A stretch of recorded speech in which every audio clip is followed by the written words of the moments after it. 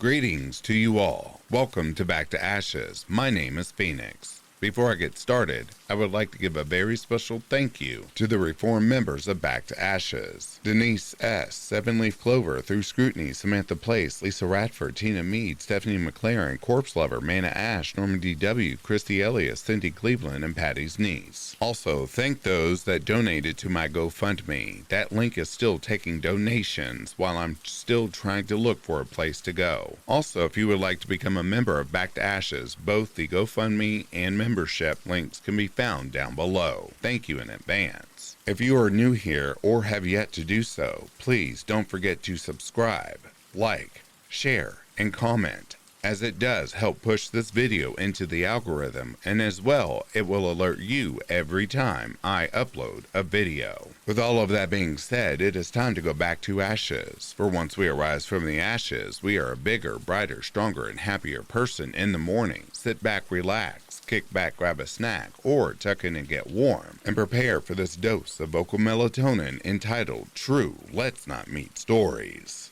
Right after this intro, an ad will play. I'll read the first story an ad will play, and after that there will be no more ads within this video.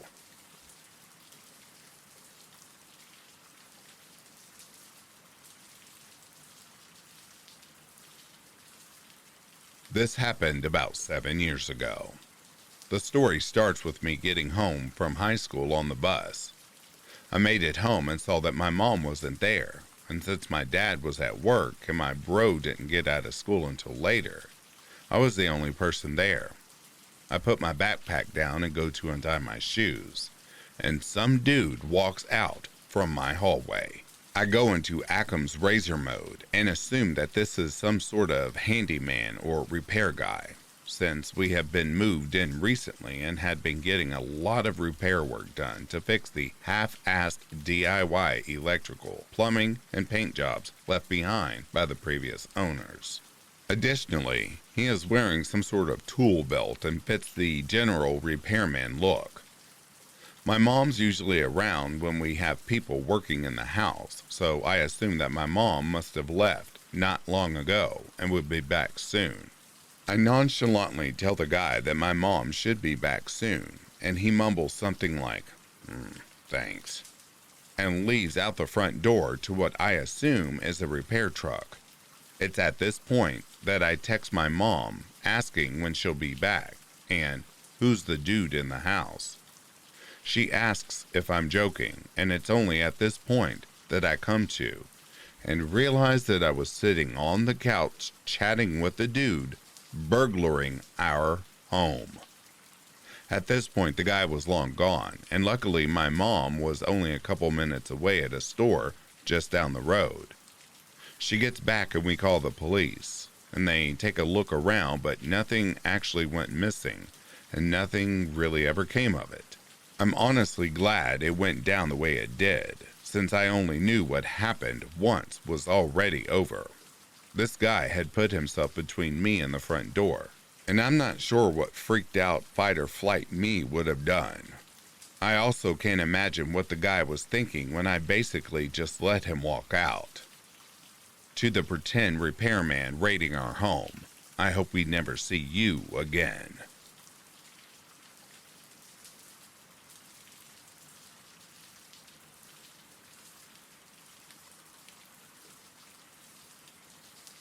Last April, my boyfriend's friend was throwing a party. The party hall they were using was in a not-so-nice part of town. There was mega drug deals and gang activity close by. The event was formal, so I wore a dress. It may have been too tight or flashy. Of course, my boyfriend wanted to go walk to the QT down the street because he got bored of the party. On the walk back, I noticed a very sketchy-looking male staring dead at me. I just figured I'd ignored it because we were almost back anyway. The party hall was actually two that shared the same bedroom area. It was just a little hallway that connected them. Both sides had doors, so you only saw who went into the bathroom. Once we got back, we were in line for food, which was right next to the bathroom hallway door thing. The door creaks open, and I look over. and it's the guy who was staring at me down earlier. He's whispering something inaudible. Not thinking, I leaned a little bit closer to try to understand him. He then reaches his hand out and whispers, "Come look at this with me," and attempts to grab me. I immediately jump back and try to get my boyfriend's attention. When my boyfriend looked over, the door closed abruptly. I don't know who the hell that guy was, but I do know if I let him grab me, it wouldn't have gone so well. So, strange bathroom man, let's not meet.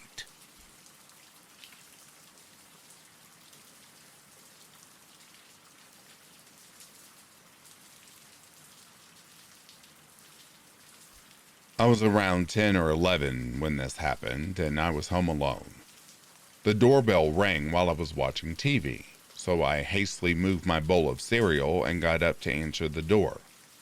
It was the mailman who said we had gotten a package, but it was so big that he needed help carrying it.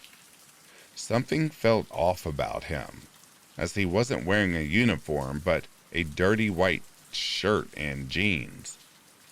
I asked him where his truck was because I didn't see it parked out front, and he said it was around the corner and just to follow him to grab my parcel. He kept telling me to go with him, but I politely said I wasn't feeling well and that we would just get our mail from the post office. He said how much of a hassle that would be, and just to go out and get it then and there. I said I had to get my shoes on from upstairs, and he waited outside. I locked the door and bolted upstairs, closing all the windows. I called my mom to come home and explained everything. The man was still outside, and he shouted at me, asking if I'd gotten my shoes on. I replied that my mom was coming because she's much stronger and could help carry the package. Once I'd said that, he was quick to run, and I never saw him again. They never caught him, and hoped that he never lured any kids and tricked them into going near the van. Dear fake creepy mailman, I hope I never see you again.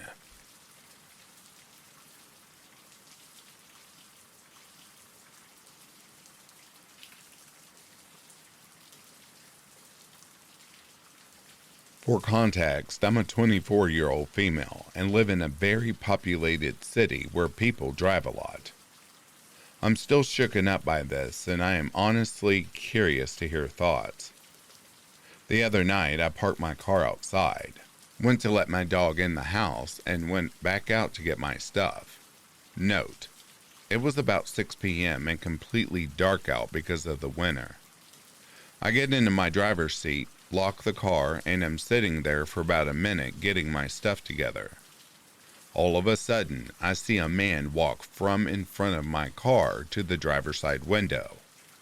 He is holding something up to my window, and I automatically get extremely panicked. A few months ago, a man held a wrench up to my window in a grocery store parking lot where I was sitting with my roommate and I, but he saw my dog and walked away fast. It was a sketchy situation then, and a sketchy situation now. The next few steps are blurry. I'm looking at him in panic. He is motioning me to roll down my window. I look into the back of my car to see my dog there to protect me, and realize she is not there as I had just let her in the house. I do realize that I had the back windows both 75% open. Rookie mistake. Then a thought pops into my mind. I can drive away. My car is on. I shift the car into drive. He reaches back onto either the window, the door, the side of the car. I don't know. I started to drive and he backs up. I pull into the street and almost hit another car and ended up pulling out and leaving, shaking. The next day, I realized my landlord had a camera pointed at the front of the house to see if packages got stolen. I asked if he had clips from that time the night before. Just my luck, he did. It's too bad the motion sensor detector didn't work, so it only shows the moment where my car is pulling out. He walks away from the car, and he has a huge wooden plank, or something like that, in his hands, hidden behind his back. At least a 3-foot plank or something, hidden behind his back.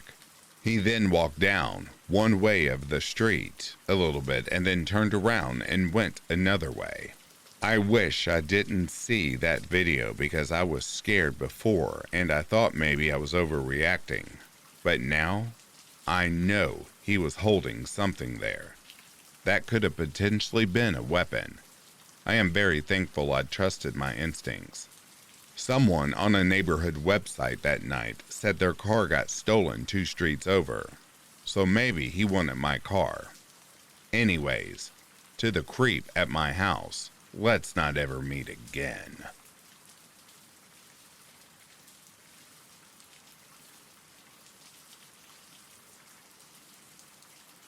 One evening, as I'm on my computer just browsing Facebook, I happen to get a message notification. Thinking it's one of my friends or family members, as I have my profile blocked from people I don't know, so they can't message me. I click on the notification to open up the message. It's from an elderly man who doesn't live in the same town as me. This will become important later. He tells me I'm very beautiful. I just reply with a thanks and leave it at that. I should have never even replied, because he immediately replies with a, "Are you single?" When clearly in my profile picture, there is my boyfriend of 3 years and I embracing. Kinda obvious, you'd think. Anyway, I reply with a no. He replies with a shame. I end up blocking him and going to bed. The next morning, I'm opening and I'm alone. It's dark out as it's only 5 a.m. We don't open for another hour. When I hear a, "Hello, Nurse K.A., you're looking as beautiful as ever this morning," I turn around, expecting one of the coworkers from the grocery store that my kiosk is placed in to be messing with me. But to my horror, the elderly man was standing right there. He lives in a town that is a whole 1.5 hours away from me. The fact he drove all that way just to see me terrified the shit out of me. I went and told my manager about it, and he told me to go to the back room and he would come get me when the guy was gone.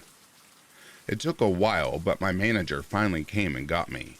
The guy, after I disappeared, ended up walking the entire store multiple times trying to find me, and even asking associates if they had seen Nurse K.A. from Starbucks around that he needed to talk to me.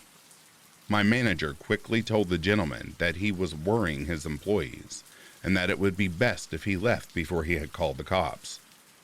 Needless to say, he hasn't spoken to me since, but I do occasionally see him lurking about the store.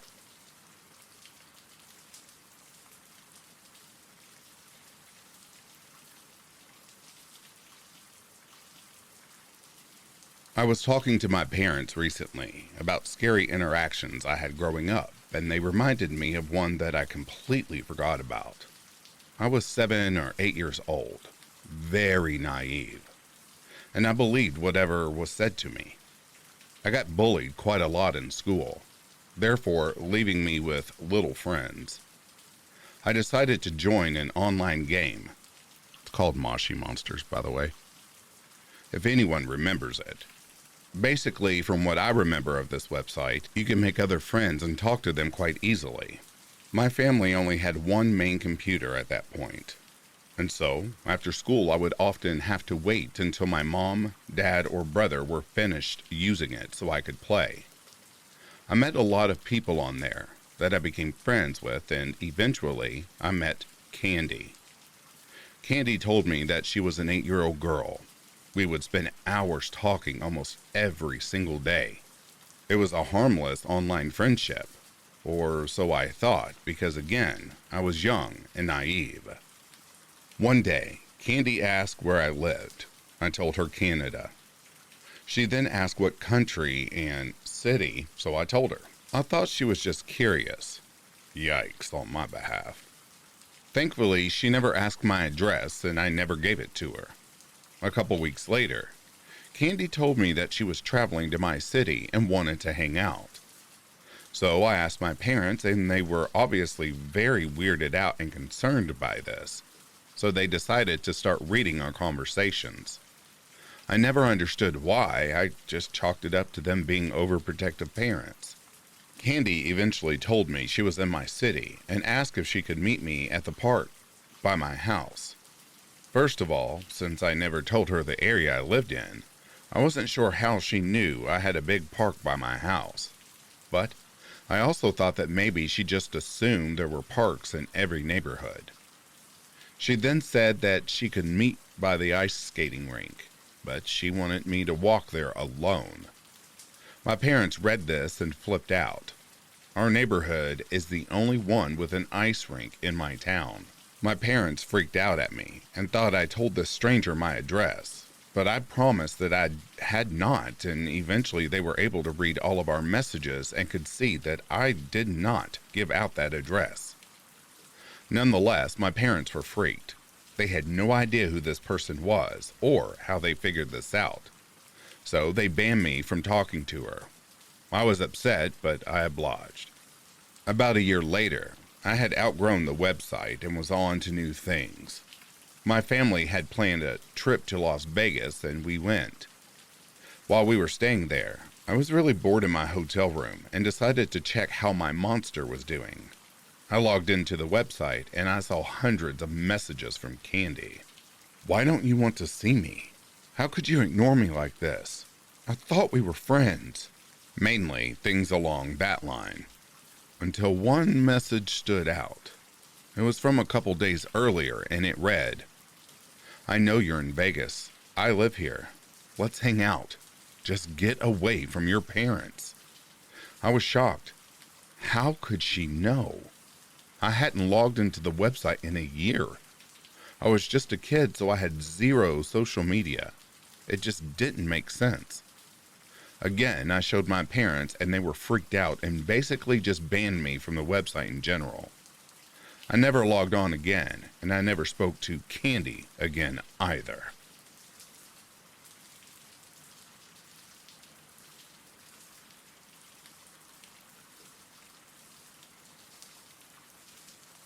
This took place a few years ago, back when Pokémon Go had first launched and took the world by storm. I had downloaded the game and was instantly addicted. So, in the middle of this, I was at my dad's game shop. He was set up in a place that was only really open on the weekends, but we had some business there during the week. So, to pass the time, I started up my game. Figured I could at least get a few catches in whilst I was here. So, to pass the time, I started up my game. Figured I could at least catch a few whilst I am there. So, when I started up, I noticed that there's a Pokestop about 10 minutes walk from my dad's store. Awesome. Even still in the plaza. I let him know where I'm going and head out to spin it. I go back and forth a few times, actually. Spinning and heading back. My dad doesn't complain as I'm actually getting some exercise for a change. Until the last time. I go and get my spin and notice that there's a large van nearby. I don't really note it too much at first. This place was open during the weekends with more permanent shops available to rent. But it wasn't uncommon for shop owners to come by to check on things during the week like my dad did. I get my spin, walk off, and the van immediately starts to drive out. I get a bad feeling and start quickly heading back to my dad's shop. The way this place is set up, there are multiple roads. If they just wanted to leave, they would continue down the one that they were on and circle their way out. So I make a quick turn on one of the smaller paths. Of course, they follow me down that road. Despite literally being minutes away from my dad's shop, I'm panicking a bit. I exit out of the game and I'm about to call him. But, thankfully, by some miracle, the owner of the plaza appears in his car, excitedly asking me what team I'm on. We talk for a bit, as I'm grateful that someone I know is there. I look and can see the van in the reflection of the owner's vehicle in front of me. Now, to all who thought that maybe I was overreacting to the situation, that may be, but it was a coincidence. This will show you it wasn't. As I looked and saw them beginning to back up in the reflection, after they made it all the way around to the road they turned from, I glanced back, noticing they had parked themselves back at the Pokestop again. I bid the owner farewell as he drove off. I didn't bother to tell him what happened, as while it was helpful to get those guys off my back, he would have done something. Garbage like this happens all the time there, and he refuses to call police. I immediately get on my phone with my dad and keep him on the entire time, jogging back the last little bit. I tell my dad what happened, and he said I probably shouldn't go back there during the week. I completely agree. To those who were in the van, whoever you are, I hope I don't run into you again.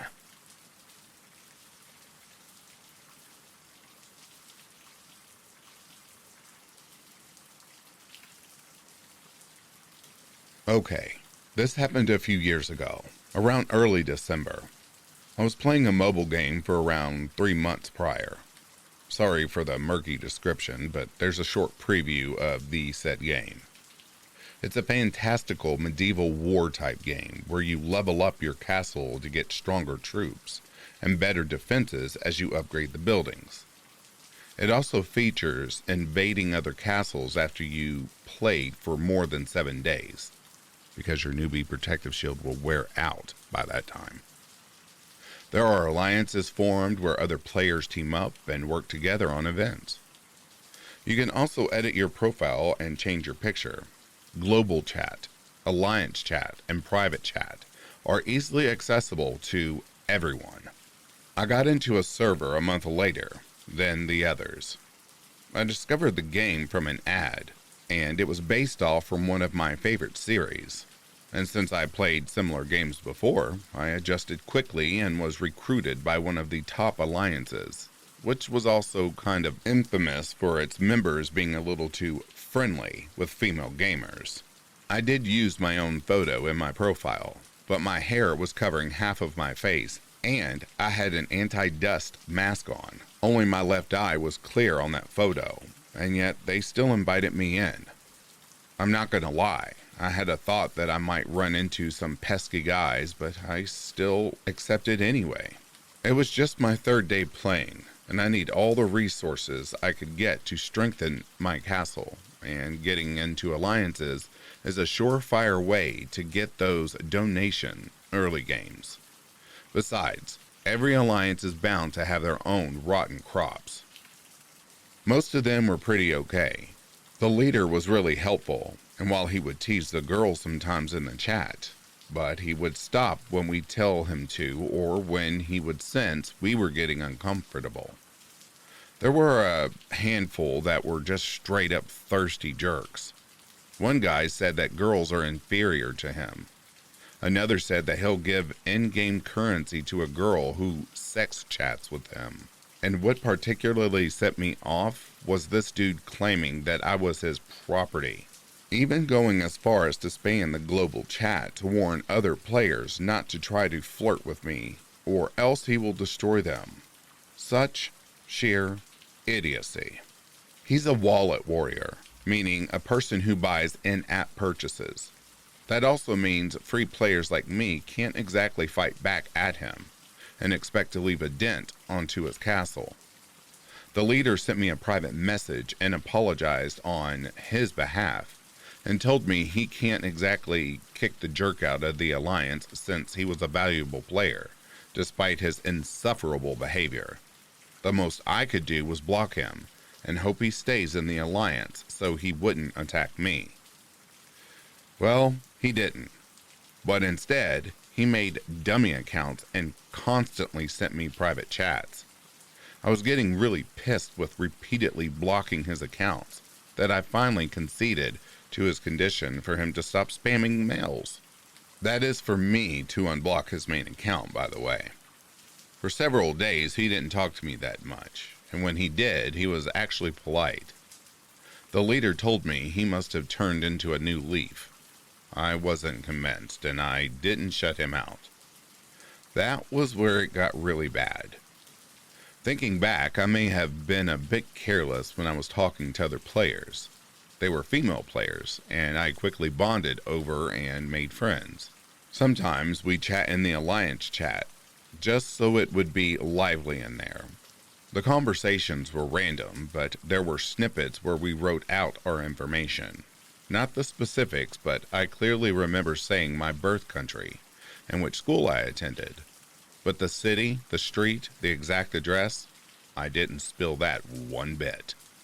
So it was the first week in December, when a Christmas event was held in the game. By that time, I was not bothered by the jerk, and we could even hold civil, albeit short, conversations. I was talking with a female player when he typed in Alliance chat, "Do you like flowers?" It was a random and sudden question, but I decided to answer, I guess. A few seconds later, his message popped up. "Then do you like surprises?" Again, I wasn't sure where this conversation was going, but I didn't want to appear rude. Pleasant ones, yes. My friend had to go offline, so she said goodbye and sent me a virtual hug, since we can't hug for real.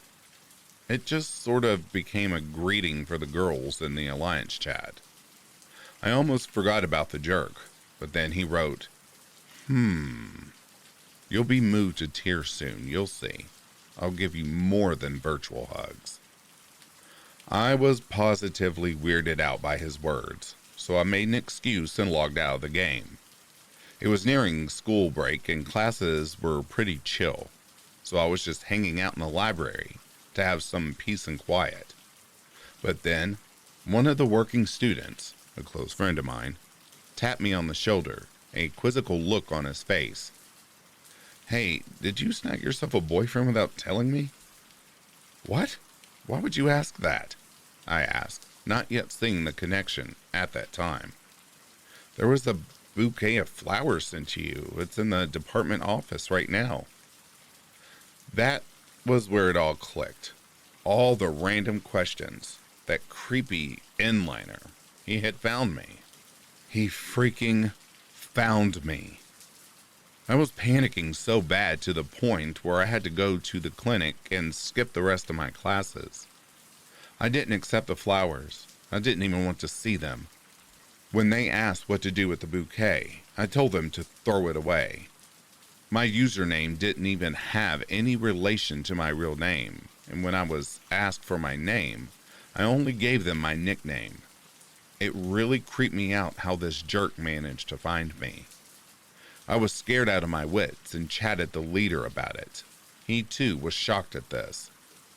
He then sent me screenshots of their conversation, of me, to which the jerk was doing most of the talking. The leader was sending clipped, dismissive responses, but the jerk didn't seem to notice. He was too immersed in his fantasies. Horrible thoughts that still make my skin crawl to this day. I told him I'm quitting the game and to apologize to the Alliance on my behalf. I didn't want the others to worry, so I had to make the leader tell a lie that I was going to be busy with my studies, that I had to stop playing. I don't exactly know how he tracked me down, but I spent the rest of the semester fearing for my life. I didn't go anywhere alone. Hell, I rarely hung out with my friends. Fortunately, they understood after I told them my situation. I graduated with paranoia clinging on my back. But even now, I couldn't get myself to play a game similar to the one where I unluckily met him. I was also extra wary to guys, especially to strangers. After that flower incident, I don't get any more surprises from him, and I hope it stays that way. And as for the jerk, let's not meet at all.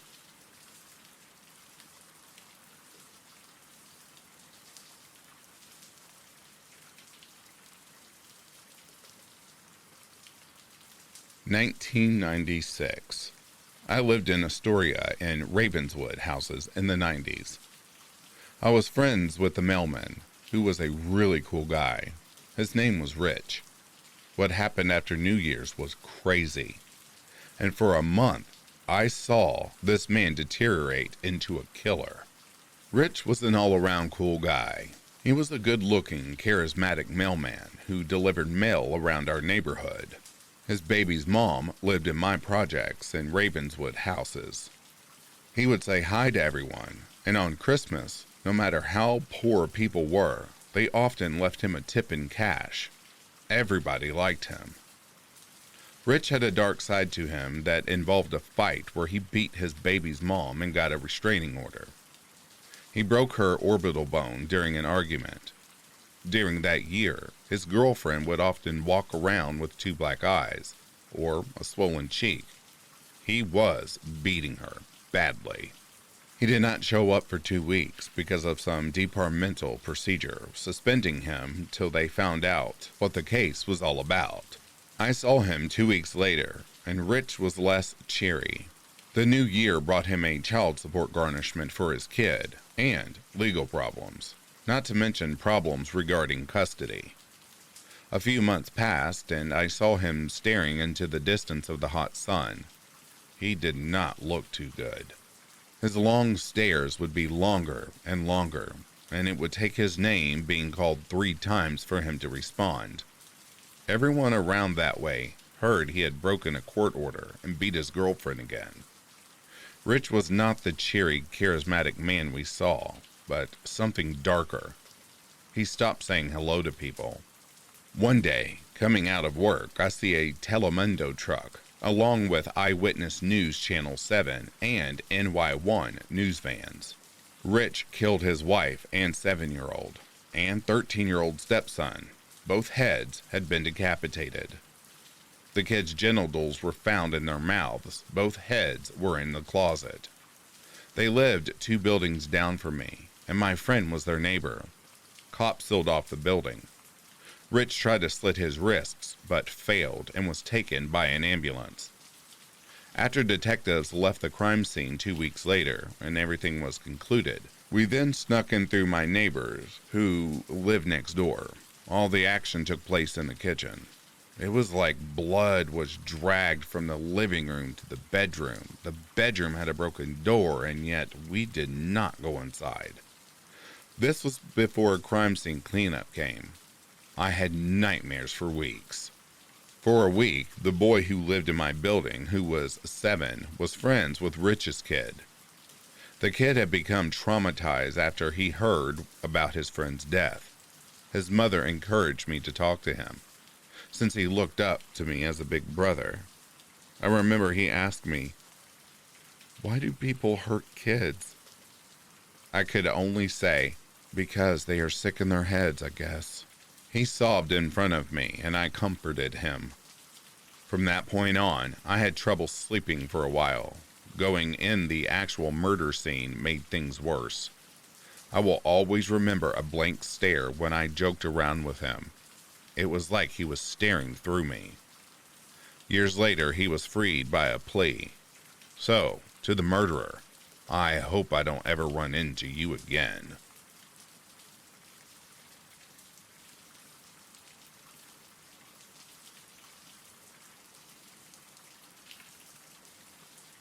Most of this is just going to sound like paranoia, but generalized anxiety disorder.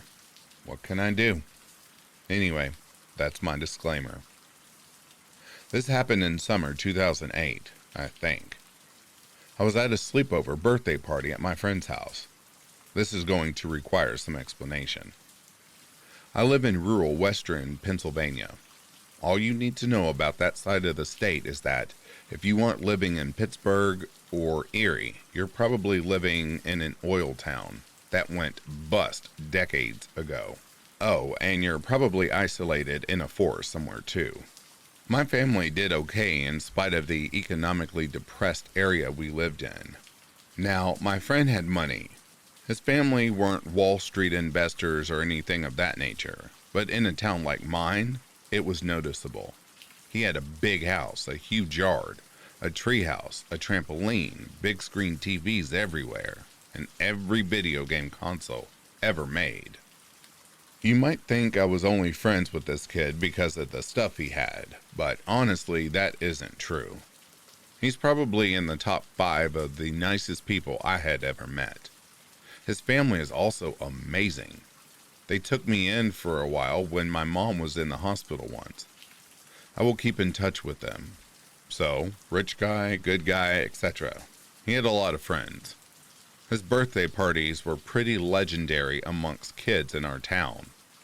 Usually they involved one of those closed canopy tents outside with movie projectors inside, along with a soft-serve ice cream machine and a slushy machine. The party in 2008, I think my friend was turning 14 and I was 13, was a little more low-key. There were a few less people than normal, and there weren't any tents and projectors. We played video games for the first part of the night, and then started to play flashlight tag when it got dark.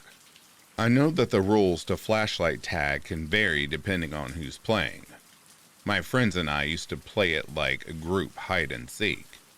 The hiders would go hide in the dark, sometimes alone and sometimes together, if there was a great spot.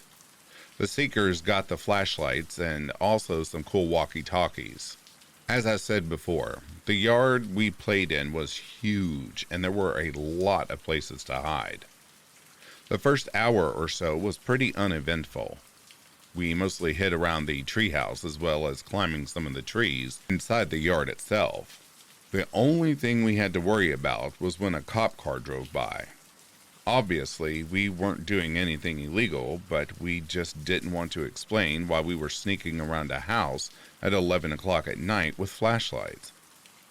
My friend's yard ends in some pretty thick woods. My own house, which is a couple miles down the road, has some wooded areas around it as well, but not like this. After you leave my friend's backyard, there is about 15 to 20 miles of wilderness before the next town. He does have neighbors on one side, and all of this is going to become important in a little bit. On this particular time, I was one of the seekers. My group and I were waiting in the house for the other group to go hide. We were mostly drinking slushies and messing about. We had just come out of the house and started our search when we heard a lot of yelling. Suddenly, the entire other group came rushing back to the house. They went inside and my group, really confused at that point, followed them in. It took a few minutes for everyone to calm down and explain what had just happened. Their story went like this. That round, they had all decided to hide back in the woods since we hadn't been back there yet. They had gone a number of paces inside, but were still in sight of the house. Looking further into the woods, they caught sight of a figure at the edge of their vision. It took them a little while to figure out what they were exactly looking at in the dark. They thought it might be a tree or a deer or something, but they kept focusing on it. When they were sure that the shape was human, they started yelling and sprinted back to the house. When everyone was finally inside and mostly settled down, I was freaking out along with some of the other boys. A few of the people in my group, including my friend who was throwing the party, were skeptical. They were pretty sure that the other group was just trying to scare us. In fact, my friend was almost angry about it. He was going to march off to the woods to check out the situation himself. They stopped him and said that they should only go back to check as a group or to wake up his parents, who were asleep upstairs.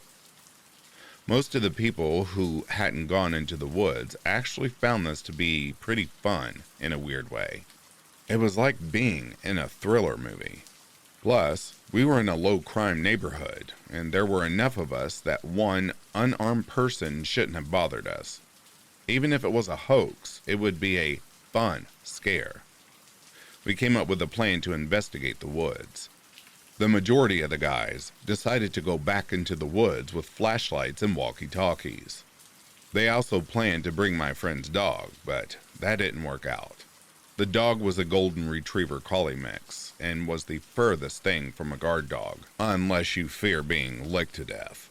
He also got most of his exercise by fetching tennis balls in the big yard, so he was not used to being led on a leash.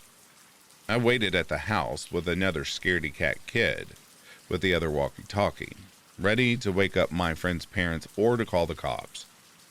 I wasn't taking the situation very well, but didn't really show it.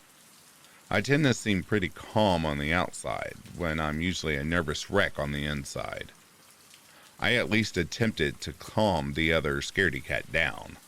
After a few minutes and some excited chatter on the walkie-talkie, the investigators returned in a similar state as the original first group. There was a lot of shouting, and it took a few minutes to get the story straight. This is what happened to them. They had gone to the edge of the woods, like the original first group had done. It took a few minutes of searching since the figure had been spotted in the thicker brush that wasn't easy to reach. One of the kids had swung his flashlight around until he caught sight of something before yelling and running back to the house. Some of the other boys who had gotten the same glimpse inside the flashlight beam behaved similarly. They confirmed that it was indeed a person.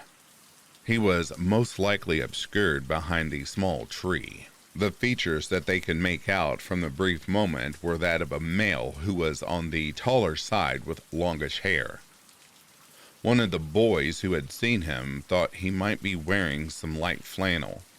Apparently, he had made no move to approach them, and had just cocked his head out a little to stare them out from behind the tree. It was at this point that my friend's mom finally came downstairs after all the commotion.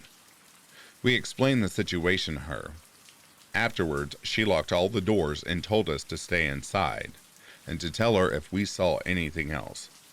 She explained that the part of the woods we were going into was probably not their land anyway. They just had the closest house to it. Needless to say, I did not sleep well that night. We were situated on air mattresses in my friend's game room. The really frightened kid actually took to sleeping underneath one. Just before sunrise, I finally drifted off for a few hours. When I came to, everyone else was wide awake and eating pancakes on the patio. My friend's mom was with them. She had checked the woods that morning and had not seen anything amiss. We were all a little on edge, but things were pretty normal besides that. When my parents came to pick me up, I was reminded of the fact that I only lived about 2 miles from my friend's house. It was a walk that took 10 minutes or less. Even at home, I struggled to sleep for a while. I just kept thinking of how easy it would be for the man in the woods to show up in my yard. Fast forward a couple of weeks later, and I'm playing video games at my friend's house again. I bring up the subject, but he was very dismissive of it. It was strange, but he was really pretty short with me. It was like he wanted me to drop it. None of his behavior fit his normal personality at all. He did come up with a short explanation, though. Apparently, one of his neighbors had a son a few years older than us. He was tall with long hair.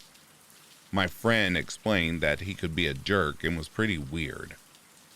The way he said weird may have indicated some mental condition. My friend's explanation was that the kid had seen us playing and hid in the woods to scare us. That did not make me feel a little bit better at all. It did seem reasonable on the surface, and there's a good chance that's actually what happened. However, there are a few things that don't sit right with me. In my experience, when someone is trying to scare you, there's a "haha, gotcha" moment at the end. Like, most people want to reveal that the whole thing was good-natured, or they just want to show you how dumb you look over nothing. Back when we had our sleepovers in tents, one of my friend's older brothers would rustle the outside before popping in to see if he had scared us. Both of his brothers had moved out of the house by the night of the incident. This person in the woods did nothing like that. He may have just been trying to scare us and went all in on the whole thing, wherein his only pleasure was knowing that he had scarred us for life. Or if this kid really did have problems, maybe he just didn't understand how pranks typically went. His explanation also brought back an old memory of mine. I had been going to my friend's house for close to 10 years at that point. In one of the early years, I remember playing a game with my friend and one of his neighbors who lived across the street. Both my friend and the neighbor had crabapple trees in their yards. We played a game of basically dodgeball with moldy apples thrown across the road.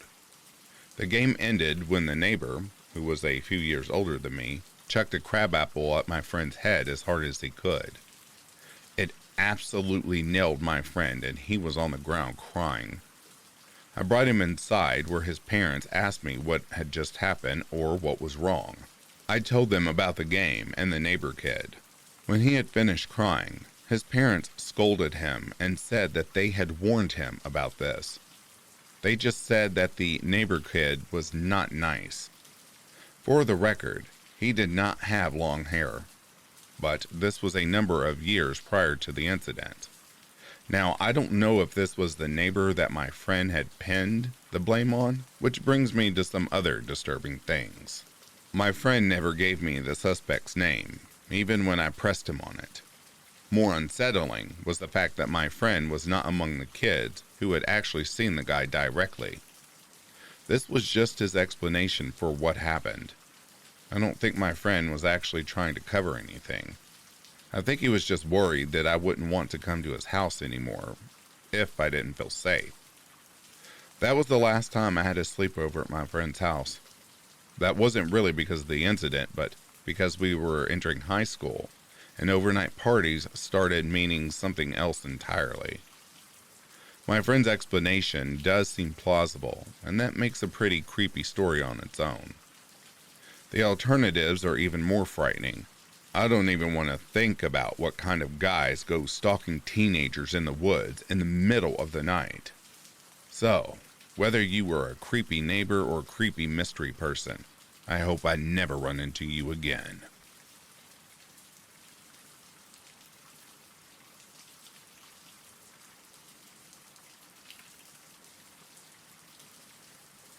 I'm going to tell you a story that happened to me when I was 17. This story still freaks me out so much, and I don't even know what happened that day. I would like to have your opinion on it. It was in November, and my friend Jacob was going to have his birthday for these 17 years. Me, being a good friend, I proposed to him to sleep at my house and then go for a walk the next day with friends into the forest. He accepts. Everything goes well. He sleeps at my place, and the next day, we leave with friends for 2 hours of road. For the forest, it is a bit far, but at the time I lived in the city center. After the road, I realized that I forgot the keys to my house at home, and that therefore the door to my house was not locked. But hey, I tell myself that we are in town and that few people frequent the suburbs to fly. The day is going well, and it's time to go. I was stressed about knowing if my house had been robbed. Then, in the end, I said to myself that there was little chance of that happening. My friend Jacob wanted to spend more time with me before I left for my studies, and so did he, so I accepted that he still sleeps with me. We walk in, and I see that my house is intact, but it was nice and wide open, so I walked around the house and noticed something. The cellar door, in which I never ever open, was open, and there was white paper on the floor. I quickly realized that we had to call the police and check if there was anyone there. So, to reassure us, me and Jacob decided to shout that if the stranger didn't come out, the police would take care of it. I was paralyzed with fear, and I feared that the stranger was coming. Bad news. The stranger who was in the cellar cried, "You are not at home. Get out of where I lock you up." Jacob got scared and asked me to come with him to see if the police had arrived. Luckily, she was there and took him away in a car. The police found kitchen knives, an axe, iron chains, and a board.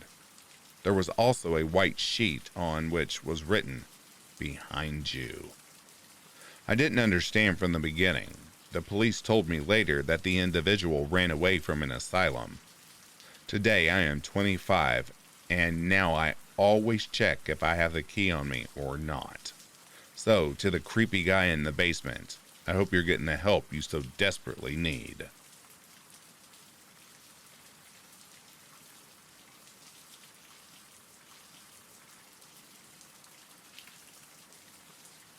So, I lived alone in a bad neighborhood just outside of the city. At this point, I had been living there for maybe 3 years with no incident. Well, there were several shootings on my street, but no one shot at me, so no incident, I guess. I'm the kind of person who can't sit still for very long, so I find myself standing or pacing a lot. On this particular night, maybe at about 2 a.m., I was pacing while reading a textbook to prepare for an upcoming test at my university. I stopped pacing for a little and just stood near my front door to read. That's when I heard my doorknob turn. For some reason, though I nearly shit myself, I was able to calmly look down at my deadbolt to double check that it was locked. It was. Phew. I tried to put my mind back at ease. I looked through the peephole to see who was trying to come in, but no one was standing there. Obviously, this was confusing. I nearly am superstitious, nor a believer in the supernatural, but I'm also stupid. So my first thought was, is a ghost trying to break into my house? Thankfully, that thought gave way to a more logical thought of, maybe they're going around back. So I quickly turned to the back door to make sure it was locked. It was. But then my front doorknob turned again. I tiptoe ran to the front door. At this point, my heart is pounding. My dog, a big protective teddy bear, is looking at me with major concern in his eyes. I look through the front peephole again, but there's still no one there. That's when I hear a small knock on my door, as I am looking through the peephole. Then a small child voice said, "Let me in." Silence. Let me in. I'm still looking through the peephole, while covering my mouth with my hand to make my breathing quieter. Through the peephole, I see a small 3-year-oldish girl walk to the edge of my porch and look into my bushes. She nods, then says, "Okay," and what I think was supposed to be a whisper. She walks closer to the door again, and I lose sight of her in the peephole. She tries the handle again, then knocks and says, "Please help me." My uncle is a cop, so I had heard about people using children as a way to get people to open their door before blitz attacking. So I'm pretty sure that's what was happening at this point. I wasn't sure how to handle this situation, so I just said, not even into a phone, "Hi, I think someone is trying to break into my apartment." "Yeah. Oh, my address? 123 Fake Street Avenue." "Yeah, I'll stay on the line." I then see a shadow emerge from my bushes. Thankfully, they scooped the kid and ran off. There were 2 people and the kid. People who tried to break into my apartment to rob or kill me. Let's never meet.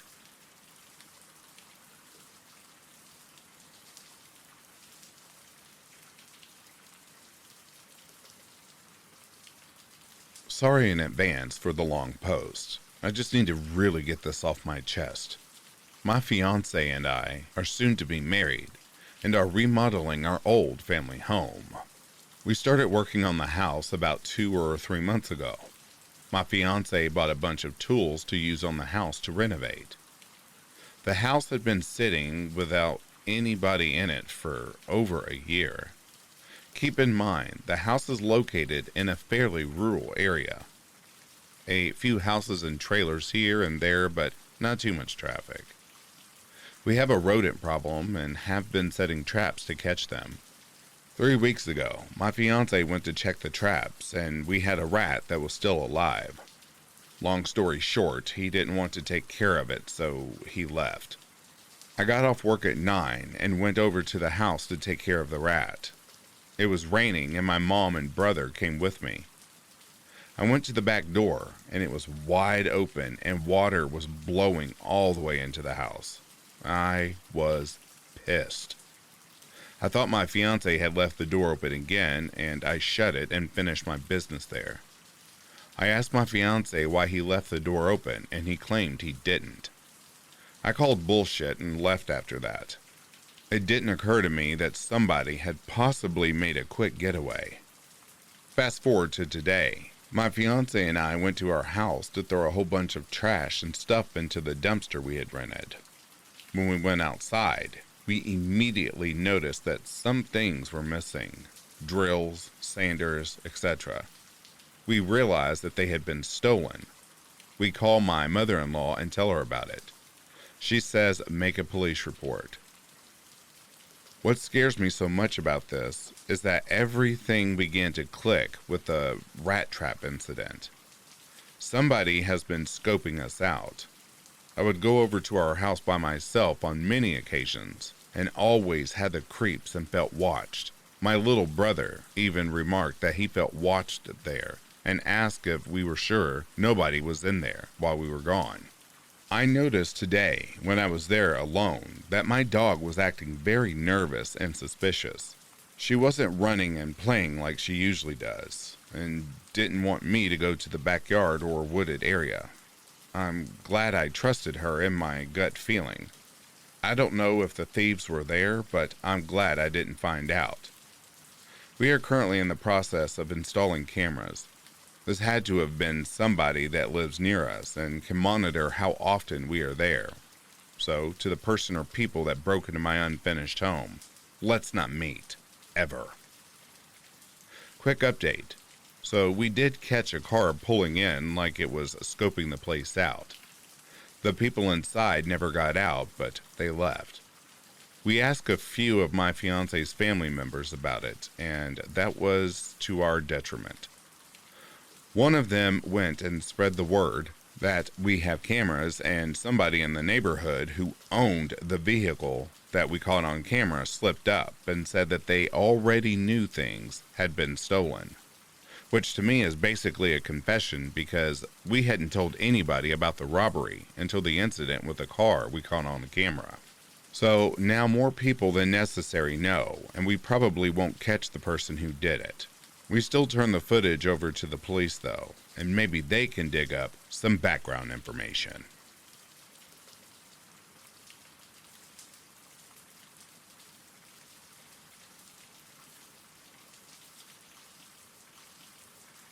And that, dear listeners, brings a close to these true Let's Not Meet stories. If you are sleeping, I hope Slumberland is treating you comfortably. If you're awake, I hope you've enjoyed this collection. In the meantime, please take care of yourselves. I'll read to you soon. Have yourself a good morning, a good afternoon, or good evening. Peace, love, and light to you all.